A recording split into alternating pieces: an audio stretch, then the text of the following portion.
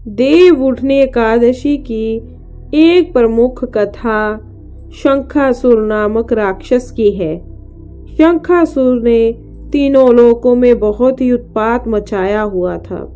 तब सभी देवताओं के आग्रह पर भगवान विष्णु ने इस राक्षस से युद्ध किया और यह युद्ध कई वर्षों तक चला।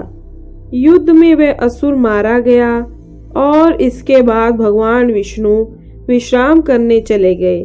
कार्तिक शुक्ल एकादशी के दिन भगवान विष्णु की निद्रा टूटी थी और सभी देवताओं ने भगवान विष्णु की पूजा की थी। शिव पुराण के अनुसार पौराणिक समय में दैत्यों का राजा दंभ हुआ करता था। वह बहुत बड़ा विष्णु भक्त था। कई सालों तक उसके यहाँ संतान नहीं होने के कारण उसने शुक्राचार्य को अपना गुरु बनाकर उनसे श्री कृष्ण मंत्र प्राप्त किया।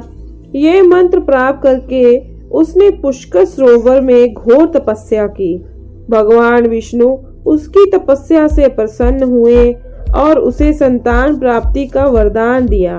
भगवान विष्णु के वरदान से राजा दंभ के यहाँ एक पुत्र ने जन्म लिया। इस पुत्र का नाम था शंखचूड़। बड़ा होकर शंखचूड़ ने ब्रह्मा जी को प्रसन्न करने के लिए पुष्कर में घोर तपस्या की। उसकी तपस्या से प्रसन्न होकर ब्रह्मा जी ने उसे वरदान मांगने को कहा। तब शंखचूड़ ने वरदान मांगा कि वह हमेशा अजर अमर रहे। वह कोई भी देवता उसे मार नहीं पाए। ब्रह्मा जी ने उसे यह वरदान दे दिया और कहा कि वह बद्री वन जाकर धर्मध्वज की पुत्री तुलसी जो तपस्या कर रही है उससे विवाह कर ले। शंखचूड़ ने वैसे ही किया और तुलसी के साथ विवाह के बाद सुखपूर्वक रहने लगा। उसने अपने बल से देवताओं, असुरों, दानवों, राक्षसों, गंधर्वों, नागों, किन्नरों, मनुष्यों तथा त्रिलोकी के सभी प्राणियों पर विजय प्राप्त कर ली। वह भगवान कृष्ण का परम भक्त था। शंखचूड़ के अत्याचारों से सभी देवता परेशान होकर ब्रह्मा जी के पास गए और ब्रह्मा जी उन्हें भगवान विष्णु के पास ले गए। भगवान विष्णु ने कहा कि शंखचूड़ की मृत्यु भगवान शिव के त्रिशूल से ही होगी, अतः आप उनके पास जाएं। भगवान शिव ने चित्ररथ नामक गण को अपना दूत बनाकर शंखचूड़ के पास भेजा। चित्ररथ ने शंखचूड़ को समझाया कि वह देवताओं को उनका राज्य लौटा दे, परंतु शंखचूड़ ने मना कर दिया और कहा कि वह महेश्वर से युद्ध करना चाहता है। भगवान शिव को जब ये पता चला तो वह युद्ध के लिए अपनी सेना लेकर निकल पड़े। इस तरह देवता और दानवों में घमासान युद्ध हुआ, परंतु ब्रह्मा जी के वरदान के कारण शंखचूड़ को देवता नहीं हरा पाए। भगवान शिव ने शंखचूड़ का वध करने के लिए जैसे ही अपना त्रिशूल उठाया, तभी आकाशवाणी हुई कि जब तक शंखचूड़ के हाथ में श्री हरि का कवच है और उसकी पत्नी का सतीत्व अखंडित है, तब तक इसका वध असंभव है।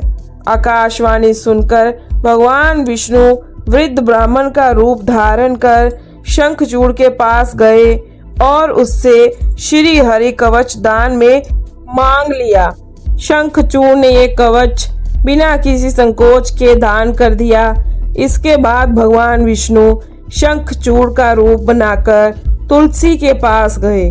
शंखचूड़ रूपी भगवान विष्णु ने तुलसी के महल के द्वार पर जाकर अपनी विजय होने की सूचना दी। ये सुनकर तुलसी बहुत प्रसन्न हुई और पति रूप में आए भगवान का पूजन किया। ऐसा करते ही तुलसी का सतीत्व खंडित हो गया और भगवान शिव ने युद्ध में अपने त्रिशूल से शंखचूड़ का वध कर दिया। तब तुलसी को पता चला कि वह उनके पति नहीं है, बल्कि वह तो भगवान विष्णु है।